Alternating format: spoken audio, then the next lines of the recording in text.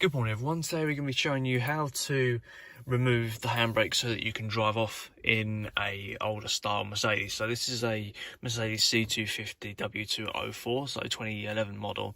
This sort of guide should apply for anything up to a 2014 model, and it's quite a simple thing once you've learned how to do it. Obviously this is going to be on the manual model. This might apply on the automatic, I'm not too sure. But yeah, we're going to take you through the sort of steps here. So obviously to start it, on a manual version you'll need to put the clutch down, foot on brake, and then start ignition. Obviously both my feet are on the clutch and brake now, and to actually remove the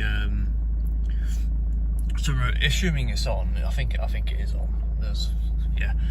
To actually remove it, this is it here. This little P, it's a little bit. It looks like a panel, but actually you pull it.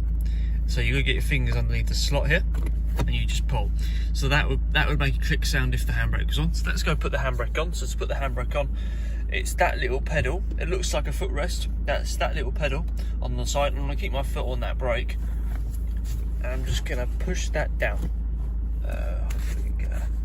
Can't see it because of the colour of my shoes, but you can hear that clicking there. So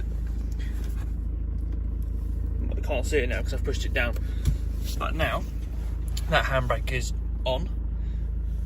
So then to remove it, obviously I'm going to keep my foot on the brake, and you can go over to this little panel here and give it a pull. And it makes that little click sound, and obviously it makes that might make a beep or something like that.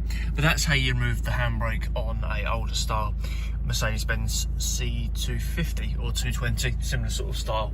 Hope you enjoyed that video, and I'll see you on the next one.